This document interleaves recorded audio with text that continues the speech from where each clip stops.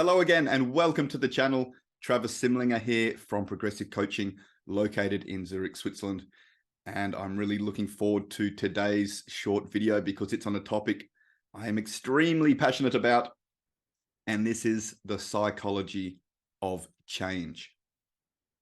The psychology of change. What has to happen for a change to occur? Because when people come to us for coaching, it is normally to overcome a challenge. And in order to overcome a challenge, something has to change. Yeah, if nothing changes, everything stays the same. So the person is normally trying to change how they are feeling, or they are trying to change a certain behavior that they are doing. And this behavior is ultimately leading them to feel not how they want to feel. So it always comes back to changing how they want to feel. There's different ways to achieve this. That's a topic for another day. At the end of the thread, it's always to change an emotion. But in today's video, I want to talk about the process of change, because believe it or not, change does not have to take years or even decades for some people of analyzing the past and analyzing and focusing in on the problem. Absolutely not. When change actually happens, it occurs very quickly. I'm going to show you the process in just a moment, because that is how our approach is different. We do strategic intervention coaching.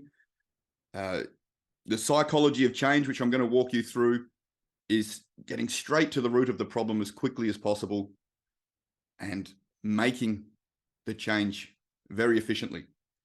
I've had many people in coaching that have spent even decades in some realms of non-directive psychotherapy. And they come to coaching and they realize, geez, what was I doing for these decades, right? So I'm going to share my screen now and show you the process. Okay, so the psychology of change. So I'm going to show you 3 points here to begin that are absolutely profound. I hope you reflect on these points, because this is what the psychology of change actually is when we get down to it. So point one, every single thing that we humans do is to experience pleasure or avoid pain. And I'm talking about emotions here. Every single thing we humans do is to experience pleasure emotions or avoid painful emotions. So in this way, we are all governed by our emotions. So very simple example, why does a person drive a car? Is it because they like metal and they like rubber, or is it because of the feelings, the emotions that they associate with the car? Okay, maybe they own a powerful car and it feels exciting to drive. Or maybe it gives them a feeling of prestige.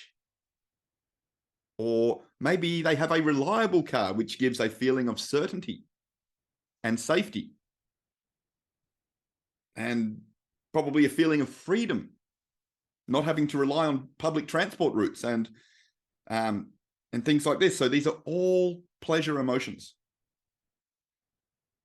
Or maybe the person drives a car so that they can avoid the stress of walking everywhere, which would mean they would need to get up at 2 in the morning to get to work at 8 a.m. every day. And this would be incredibly stressful, both emotionally and physically. So in this way, driving a car would be a way of avoiding pain.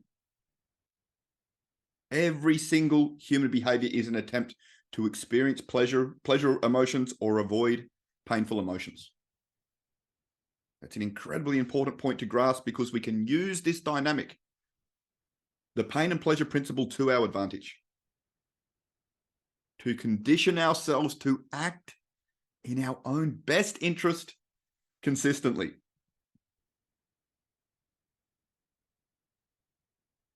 Okay, because we change when the pain of staying the same becomes greater than the pain required to change. Okay, we change when the pain of staying the same becomes greater than the pain required to change. And therefore, if we want to change any behavior, we must link unbearable and immediate sensations of pain to the old behavior, and immediate and incredible sensations of pleasure to the new behavior. That's what it comes down to. That's when the change happens. So I will show you exactly how this works. So let's say a person comes to me for coaching because they are feeling low self-esteem. And we discover very quickly that the person is doing certain things to achieve this. Okay, they are thinking negative thoughts, for example, and maybe they are judging themselves very harshly, saying things inside their head that they would never say to a friend, saying things to themselves that they would never say to someone they cared about. But this person says these things to herself. She tells herself repeatedly, "You're not good enough. You're a failure." Things like this. And so these thoughts are naturally not leading her to feel very good about herself. Hence her presenting problem of low self-esteem. So let's look at this with the pain and pleasure principle that I'm speaking about today. So this person is ruminating on negative thoughts. And this is a behavior that is contributing greatly to her feeling low self-esteem. Okay, so why is she doing this to herself? This is self-sabotage, isn't it? Why is she doing this to herself? Somehow she has linked pleasure to this. Okay, at the unconscious level. At the unconscious level, it's familiar. Okay, it's a pattern that she repeats, which gives a feeling of certainty, which is a universal human need because she's repeated this pattern so often. Okay, so she gets a feeling of certainty, and she also feels connection.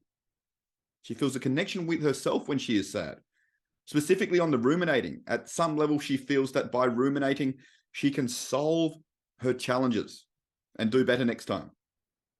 So again, this is trying to achieve a feeling of certainty, but it's a negative certainty because it's not helping her.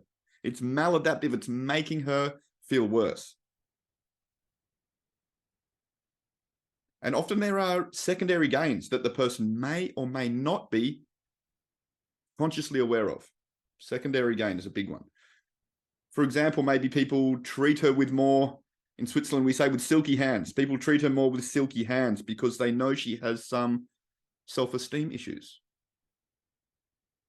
Or she gets attention maybe and a feeling of significance because of her significant problem. Okay, this is not saying that she is doing this to be manipulative. I'm not saying she's doing this consciously, but this is how our mind works. We don't intentionally do behaviors that hurt us, but our minds are not perfect. They are a survival mechanism, not a happiness machine.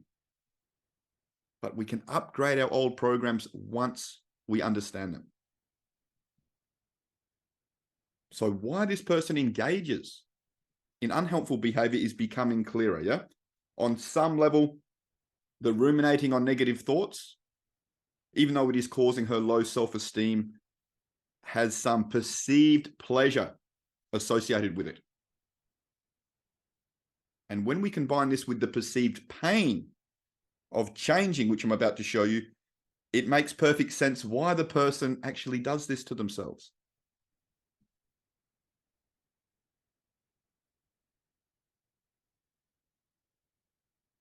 So her nervous system has linked pain to changing. Taking control of how I feel and feeling good consistently. Because to change this pattern of negative thoughts, to change this pattern will require effort, which many people do interpret as painful. It takes psychological energy, and we like to try to conserve our energy. Or perhaps she doesn't know how to change. So this brings a feeling of uncertainty, which is also a very painful emotion for many people.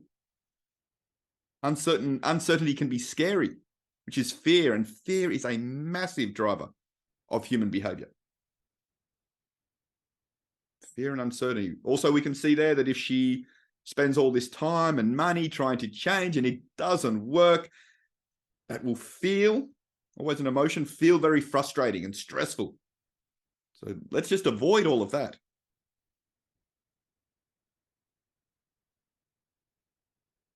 And so the person remains stuck and unfortunately ends up living a life with far less happiness than they are actually capable of. This is when the pain and pleasure principle is maladaptive. But we can change this, and we can change this situation quickly. As I said in the introduction, it doesn't take years of analyzing the past in order to do that. Because change actually happens when we switch what we link pain to and what we link pleasure to.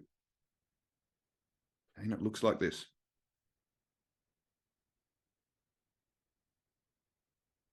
So for change to occur, this person needs to associate massive and immediate sensations of pain to the behavior that she wants to change. Okay, before she had pleasure, it needs to swap this dynamic. And this needs to be felt not just at a logical level, at an emotionally intense level. And on the other side, we need to associate massive and immediate sensations of pleasure to the behavior that we want to cultivate,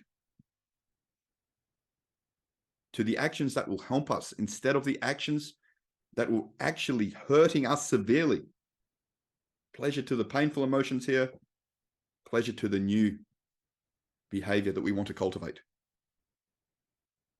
Okay? Because we know that our brains want to take us away from pain and into pleasure. So we need to uncover more of the truth, more of the story. The truth will set us free, yeah?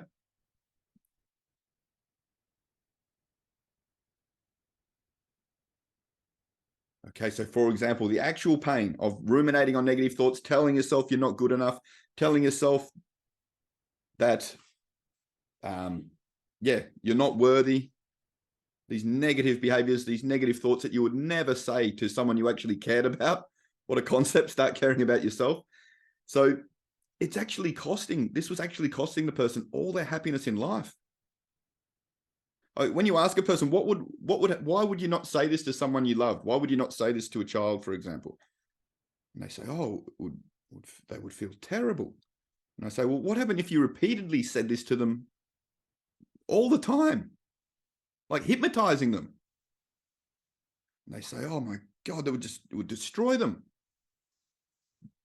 Exactly the same if we say it to ourselves. It's costing this person all the happiness in their life. It's upsetting their children. I mean, the children could see with this person that, that they were becoming, their self-esteem was starting to rub off on them. They're not showing up at their full potential.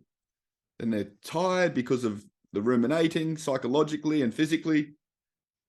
So this is leverage here. It's upsetting my children because people will do often more for others than they will do for themselves. Most people will do more for their dog than they will do for themselves, right? But when you bring children into the mix, this is a massive amount of leverage. It's causing problems in their relationship. So we look at what is this actually causing in different areas of life? What's it really causing you emotionally? What's it causing you physically? What's it causing you in your relationship? Okay, we get this pain. We see the truth here, that it's a lot less pleasure and a lot more pain doing this to yourself. Yep, costing me my physical and emotional health. Ultimately, it's destroying my life. And the person needs to feel this on an emotional level, not just on a logical level. Because we all like to think we're creatures of logic, but ultimately, when we make decisions based on emotions, and then we try to justify our decisions to ourselves logically. But we need to feel it in the body. We need to go to the emotional level. Okay, and then we look at what pleasure will the person actually have if they take control of how they feel and start to feel good consistently. Well, they'll have much more energy. And with energy, there's all the benefits of having more energy. Show up as a better parent, show up as a better in your job, better times on the weekend when you're not Lying in bed, ruminating, for example, be able to think much more clearly. So upgraded cognitive function just by making a shift here. I'll experience true certainty, which is control over my emotions. So the person was trying to, at the unconscious level, achieve certainty here. And many people try to achieve certainty by changing outside events, trying to change the environment, which is the road to nowhere, because ultimately you can't do that. But you can control how you respond to external stimuli. You can control how you think and therefore how you feel. I will be able to have much more free time because I'm not spending it feeling miserable. And with the money situation, spending money, that's what those last points were about, spending time, spending money.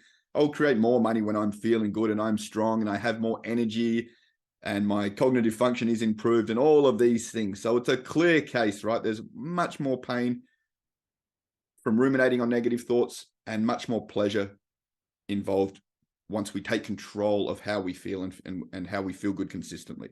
So we're swapping this here. Okay, now the pain and pleasure principle is working for us. It's working for us and not against us. Okay, and then it's about action. What will you do differently now? I often say to the person, now that you understand this, what will you do differently?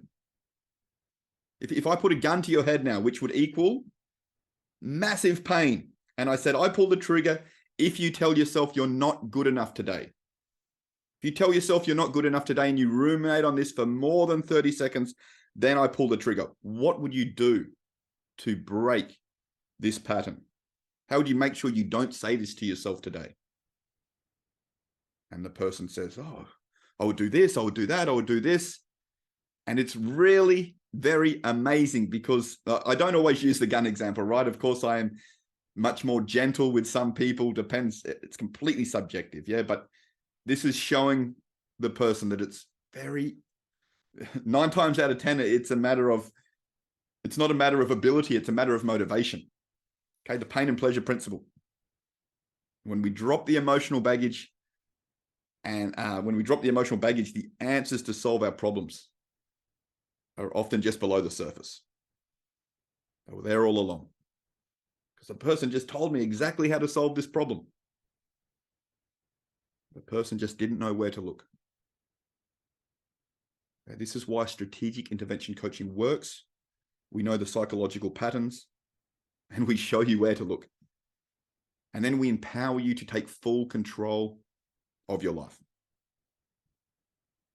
Now, there are many ways to then condition this new behavior, because it's one thing to understand this at a logical level. It's a completely different thing to experience this at the emotional level, which is what we do in coaching. And then you need to condition it. You reinforce the new behavior, building new associations of pleasure and pain to the actions that actually serve you, which is a 180-degree shift. And it is intrinsic. Trying to create change from the outside creates resistance. But this is creating change from the inside, which is self-perpetuating and exponential. Okay, that's part of what we do here at Progressive Coaching. There are many more layers to this. Obviously, we can stack certain psychological principles to really create rapid and sustainable transformation. That's what we do, and it's incredibly exciting for me personally. It's incredibly meaningful and humbling work, and I truly hope today's video was helpful for you. If it was helpful, if you enjoyed it, please give it a like, give it a thumbs up, subscribe and share so that more people can benefit from the knowledge that isn't taught in schools. And I look forward to bringing you another video in the next few days. Thanks, everybody. Cheers.